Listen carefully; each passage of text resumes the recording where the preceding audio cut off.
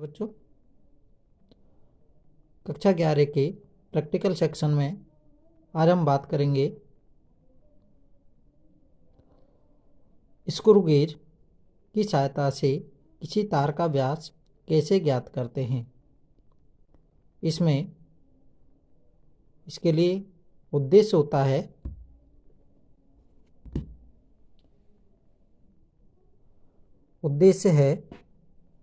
कि screw gauge की सहायता से दिए गए तार का व्यास ज्ञात करना। उपकरण, इसमें हमें उपकरण की आवश्यकता है स्क्रू गेज जो दिया गया है ये, और एक तार की आवश्यकता है जिसका हमें व्यास ज्ञात करना है। ये दिया गया तार है, इसका हम व्यास ज्ञात करेंगे, जिसके लिए नामांकित चित्र ये है। ये स्क्रू गेज का फ्रेम है, ये फ्रेम है, ये एनविल है, ये एनविल है जिससे आसानी से इसे टच हो जाए। ये स्पिंडल है, इसको चलाते हैं तो ये अंदर और बाहर हो जाएगा। और ये मेन स्केल आ रहा है, ये मेन स्केल है।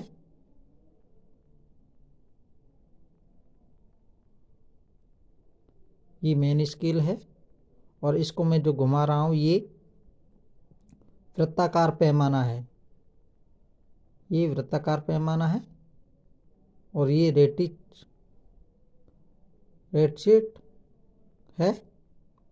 और इसको हम जब कसते हैं तो ये कंप्लीट कसने के बाद ये कंप्लीट कस गया, टिक टिक की आवाज़ करता है। इसका मतलब अब हम इसको और ज़्यादा नहीं कस सकते। ये स्क्रू गेज का मेन स्केल है जिसमें 0, 5, 10, 15 इस तरीके से संख्या अंकित है। 0 से 5 के बीच में ये 5 छोटी छोटी लाइन है और ये मुख्य पैमाना है जिसका मान सेंटीमीटर में है। 0 से 5 ये सेमी है में मान है, तो इसका मान 0.1 सेमी, यानी कि 1 सेंटीमीटर में 10 खाने। तो ये 5 लाइन और ये 10 लाइन, तो ये पूरा 1 सेमी होता है। तो एक लाइन का मान यहाँ पर 0.1 सेमी है। इसी प्रकार ये वृत्ताकार पैमाना है जिस पर 20, 40, 60, 80 ये वृत्ताकार पैमाने पर पाठ्यांक हैं, यानी कि पूरे वृत्ताकार पैमाने में 100 लाइन है। अब हम बात करेंगे सिद्धांत एवं प्रयुक्त सूत्र की। स्क्रू गेज का अल्पतमांक चूड़ी अंतराल बटे वृत्तीय पैमाने पर बने खानों की संख्या। चूड़ी अंतराल पिच, चूड़ी अंतराल मुख्य पैमाने पर जो एक लाइन का जो मान है वो 1 mm है। 1 mm यानी कि सेमी में जो मान है वो 1/10 सेंटीमीटर यानी कि 0.1 सेमी मान है चूड़ी अंतराल का मान। स्क्रू गेज का जो अल्पतमांक होता है, ये स्क्रू गेज का अल्पतमांक है चूड़ी अंतराल बटे वृत्तीय पैमाने पर बने खानों की संख्या।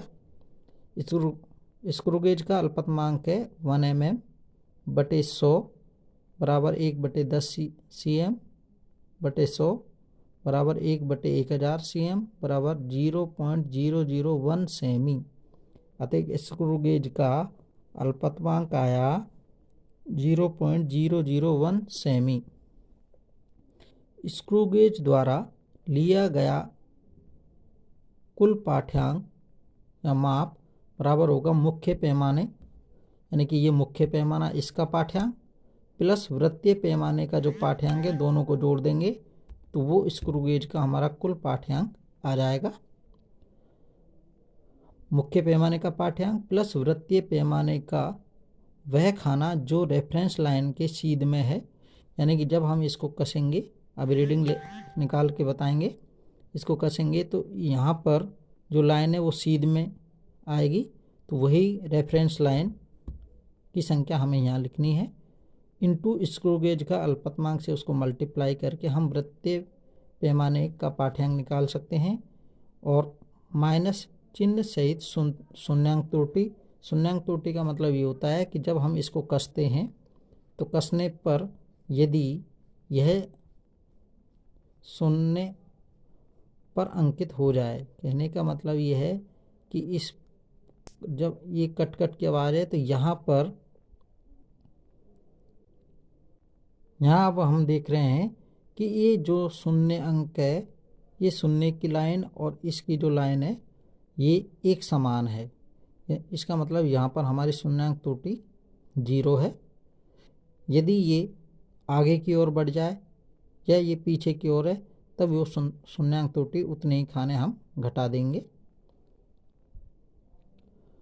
अब यह है प्रेक्षण सारणी, जिसमें क्रम संख्या दूसरे नंबर पर है मुख्य पैमाने का पाठ्यांक। इस मुख्य पैमाने का पाठ्यांक इस वाले का, फिर वृत्तीय पैमाने का वह खाना जो रेफरेंस लाइन के सीध में है। ये रेफरेंस लाइन यहाँ है, इस रेफरेंस लाइन के सीध में जो खाना मिलेगा वो रेफरेंस लाइन के सामने वाली लाइन है। फिर वृत्तीय पैमाने का पाठ्यांक, इसको मुख्य पैमाने का पाठ्यांक A, और ये वृत्तीय पैमाने का पाठ्यांक यहाँ B बराबर लाइन की संख्या इनटू अल्पतमांक, और यहाँ कुल पाठ्यांक A प्लस B। अब रीडिंग लेके दिखाते हैं आपको। अब हम रीडिंग लेते हैं, इसको कसेंगे तो देखो कट कट की आवाज़ आने लग गई, इसका मतलब अब ये आगे नहीं बढ़ सकता। अब यहीं पर रीडिंग लेंगे। ये हमारा मुख्य पैमाने है, मुख्य पैमाने की ये एक लाइन है और ये इससे एक अगली लाइन, यानी कि ये 0 वाली, ये 1 और 1 से अधिक 2। तो ये जो हमारा वृत्तीय पैमाना है वो 1 और 2 के बीच में है, तो इसलिए मुख्य पैमाने का पाठ्यांक 1 लाइन आई और 1 लाइन का मान चूड़ी अंतराल है 0.1, उसका मल्टीप्लाई कर देंगे तो हमारा मुख्य पैमाने का पाठ्यांक आया 0.1 सेमी में मान है। अब अपन चलते हैं वृत्तीय पैमाने का वह खाना जो रेफरेंस लाइन के सीध में है। ये 20 है और ये 20 और ये 25 वाली लाइन है, और इससे दो लाइन आगे रेफरेंस लाइन के सीध में है। यहाँ पर ये रेफरेंस लाइन की सीध में है बिल्कुल, तो ये इसकी जो लाइन की संख्या आई 27। अल्पतमांक से गुणा करेंगे, 27 गुणा 0.001 से, तो मान आया 0.027। टोटल मान जोड़ देंगे तो यह 0.127 मान सेंटीमीटर में है। अब हम दूसरी रीडिंग लेते हैं इसी प्रकार। अब हम दूसरी रीडिंग के लिए हमने सेट किया, इसी तार पर कहीं पे भी ले सकते हैं अपने मन से। तो अब ये मुख्य पैमाना वही 1 लाइन और 2 लाइन के बीच में है, तो इसलिए मुख्य पैमाने का जो पाठ्यांक है 1 लाइन का चूड़ी अंतराल हमारा 0.1 है, तो उससे मल्टीप्लाई करेंगे तो 0.1। अब वृत्तीय पैमाना की ये 20 है और वृत्तीय पैमाने की रेफरेंस लाइन हमारी यहाँ पर सीध में है। ये हमारी यहाँ पर 17वीं लाइन जो है वो रेफरेंस लाइन के सामने है। तो ये वृत्तीय पैमाने की रेफरेंस लाइन का नंबर है 17।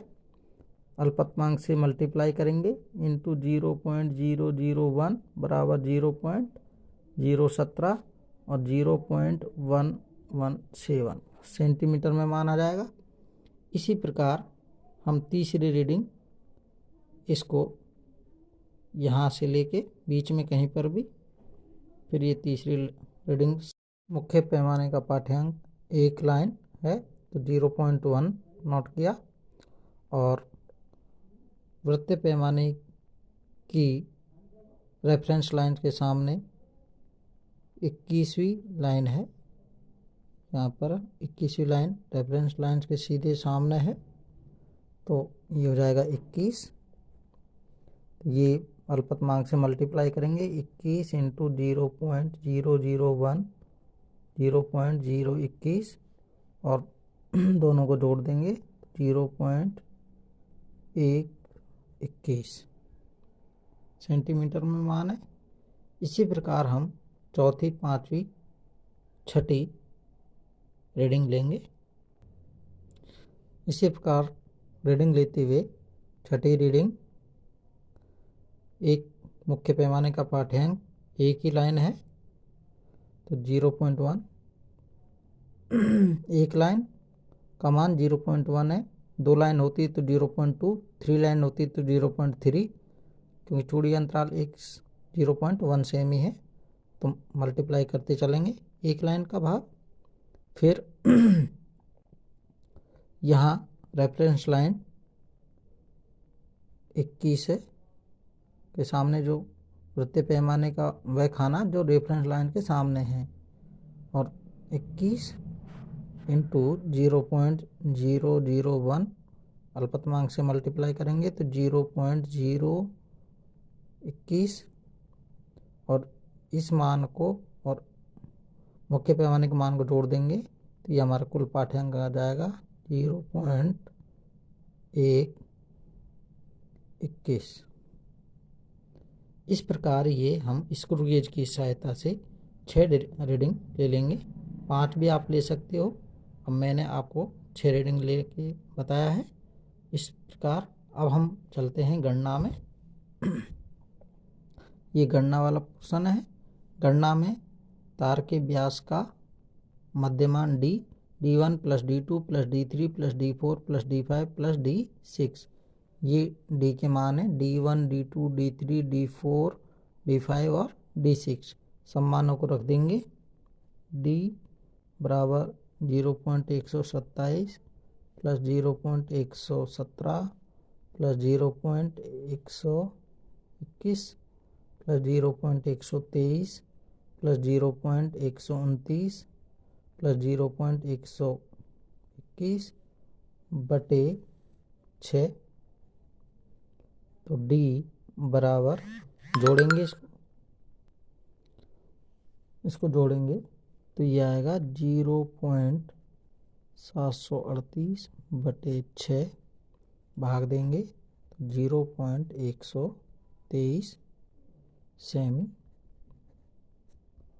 तो तार का व्यास, ये तार का व्यास है, तार का व्यास आ जाएगा 0.123 सेमी। यदि तार की त्रिज्या ज्ञात करनी है तो व्यास का आधा तो ये हो जाएगा 0.123 बटे 2 सेमी। तो त्रिज्या आ जाएगी 0.0615 सेमी। ये त्रिज्या ज्ञात हो जाएगी। अब परिणाम लिख देंगे। गणना के बाद दिए गए तार का व्यास हमें प्राप्त हुआ 0.123 सेमी, और ये अब सावधानियों में नंबर 1, प्रयोग से पहले स्क्रू गेज को जांच लेना चाहिए कि वह ठीक से कार्य कर रहा है या नहीं।